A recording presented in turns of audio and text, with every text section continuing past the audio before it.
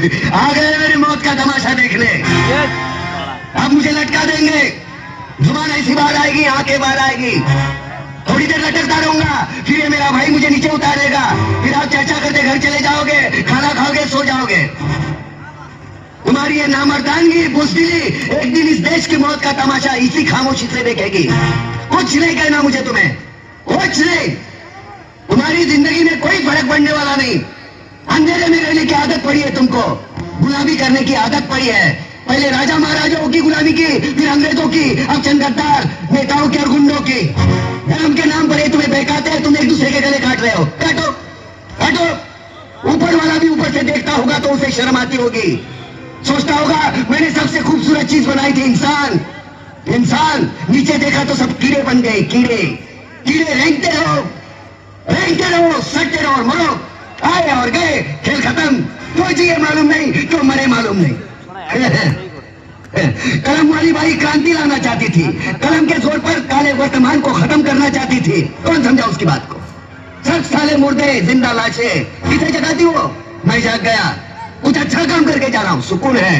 लेकिन ध्यान में रखना, तुम्हारी ये खामोशी कल तुम्हारे बच्चों के लिए रोना बन जाएगी। ये कानून वाले, वर्दी वाले नेता, इन्होंने अपना ईमान बेच दिया। एक दूसरे को जलाते वक्त तुम्हारा ईमान कहाँ गया था? भाड़ में।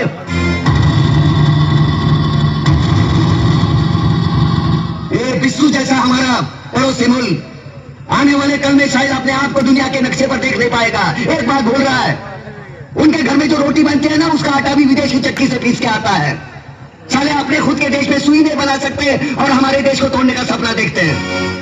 वो ये सपना देख सकते हैं क्योंकि उन्हें मालूम है ये मुर्दों का देश है। वतन के लिए किसी को कोई हमदर्दी नहीं है। इसे तोड़ना बिल्कुल आसान है। मैं हिंदू, मैं मुसलमान, मैं सिख, मैं फलाना, मैं ढिमका। एक लाठी को तो कोई भी तोड़ सकता है, लेकिन लाठी के भारे को तोड़ना मुश्किल है। मैंने बचपन में पढ़ा था, स्कूल में, तीसरी में। मैं क्यों समझा रहा हूं तुमको? क्यों समझा रहा हूं? पागल हूं मैं? भूसा भरा पड़ा है मेरे दिमाग में। क्यों बातें कर रहा हूं इन पत्थरों से? हंसो हंसो, खुशियां मनाओ। क्रांति की राह पर एक और कुत्ते की मौत मरने जा रहा है, कल कोई और मरेगा, हमें क्या? हम इसी तरह जीते रहेंगे, है ना? जियो भाई जियो, जैसे चाहिए वैसे जियो। मैं हिजड़े की जिंदगी जीना नहीं चाहता। ए लाचा चल।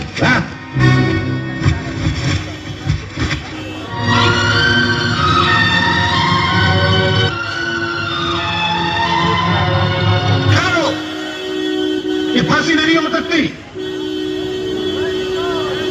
उन देशद्रोहियों के खिलाफ जो सरकार को सबूत मिले हैं, उससे साबित होता है कि प्रताप ने उनको मारकर देश का उद्धार किया है।